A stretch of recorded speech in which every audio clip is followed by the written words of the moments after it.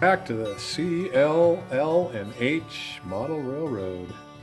Hey, got us a little PIKO here, little German-made little tanker. Going to use it here on the layout for switching and so forth. It's already got DCC, but it needs some sound, so we're going to work that up and see if we can get some sound in it. I'm going to use a Soundtraxx TSU-1100. I'm not sure what we're going to use for a speaker with it yet. First purchased the couplers for this loco because they've got European couplers on it, the number 19 here. So show you how to put all that on there as well, but I think this is going to be a nice little build. So let's open her up, see what we've got.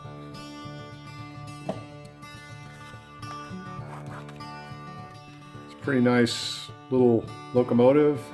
It's got some detail. It's got the European couplers, of course. That's what we've got to change. Got backup lights and forward lights and LED, so that'll be kind of neat. And let's see what else we've got in here. It looks like a handful of spare parts. So it'll be interesting. I've got to figure out where those all go. Some things that are written in German, and I don't have a clue what any of that says.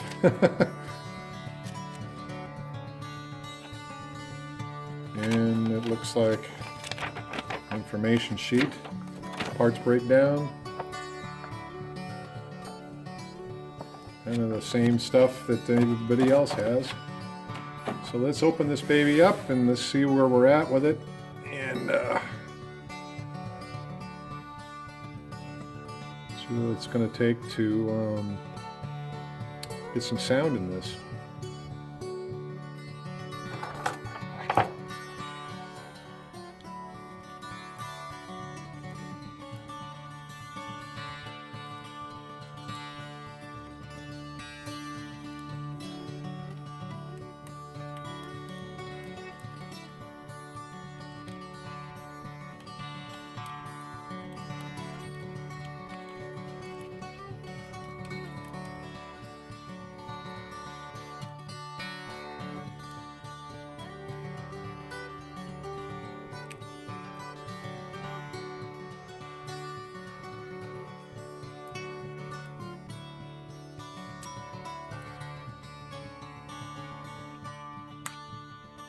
There we go.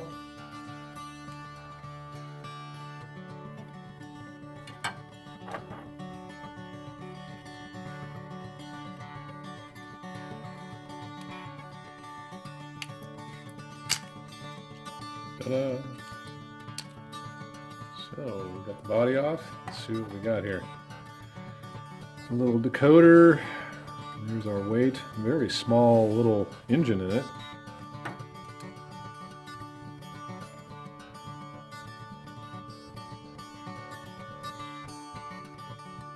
So it is an 8-pin decoder. So we should be able to plug it in using a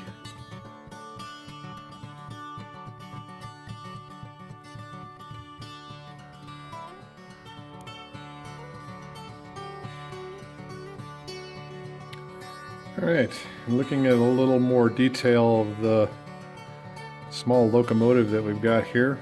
I went ahead and took this decoder off, the 8-pin small decoder that it has. No sound on this, but I think what we're going to have to do, it's got a transformer here. I did test this on a 12-volt DC system without the decoder in it, and the motor worked just fine. So I don't think we'll have any issues with just wiring it up like I would normally do a sound decoder. So should be enough room to get a little speaker in there and get it all done. Because of their wiring and going to the transformer, I'm going to go ahead and take the 8-pin block off and then just direct wire everything to the decoder. I think that'll be a little safer, and I won't have any issues with this transformer and the capacitor that they've got in this. So with that, I will go ahead and disassemble, and I'll be right back. Alright, so the transformer was just glued onto the frame, and I just unscrewed this. I'm going to go ahead and just desolder the wires for the lighting and for the motor. And that'll give us an opportunity here to get this completely disassembled. So.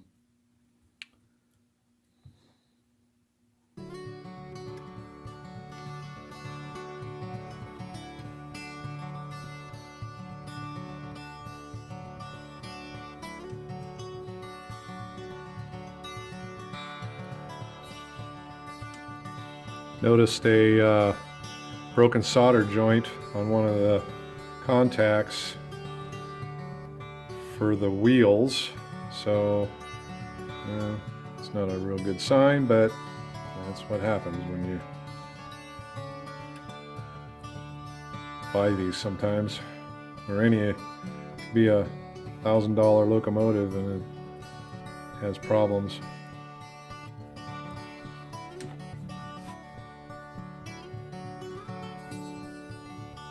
Talking about price, I purchased this brand new, what it said anyway, on eBay, and I paid 35 bucks for it. So I'm pretty happy with it for that price. All right, got their stuff off and the weight, front controls. All right, yeah, there's where the busted solder joint was. So when you're working with something like this, it's always a good idea to do a quick test on the motor with even a 9-volt battery. Make sure that the engine's running, because you could put all the time and effort into this with a decoder and it's not running and find out that it was the motor. So that was the first thing I did here when I was doing a couple little tests on this, to make sure everything was running correctly. So, all right, with this now, I've got my backup lights, my forward lights on each side, and my motor control, which it looks like here they've also grounded the motor. So I'll pull that wire off. That was probably for the transformer. So that's done. So right now I've got a regular locomotive that we can put our TSU-1200 in there. The only reason I'm going with the 2200 is the stall rate.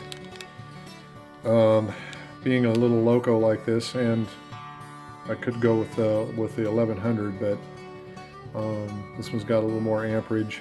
I primarily use the TSU-1200 in just about everything I use, so or install for locomotives, decoders, and then I'm going to go with a small current keeper.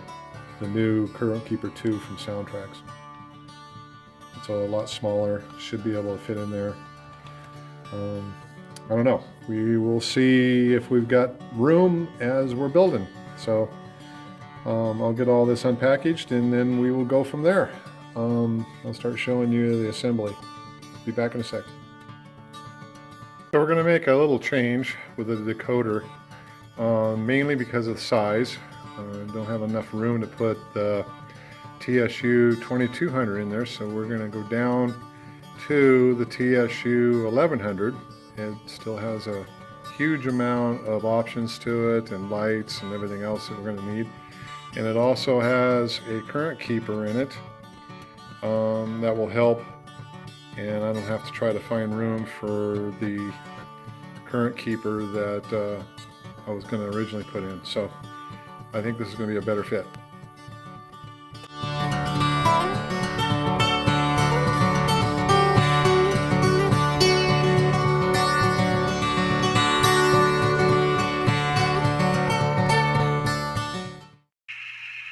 We got her finished up and did a little weathering. Add a little more coal to it. A little weathering off the sides.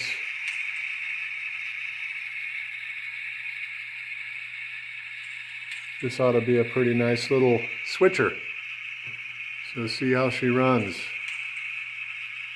The lights.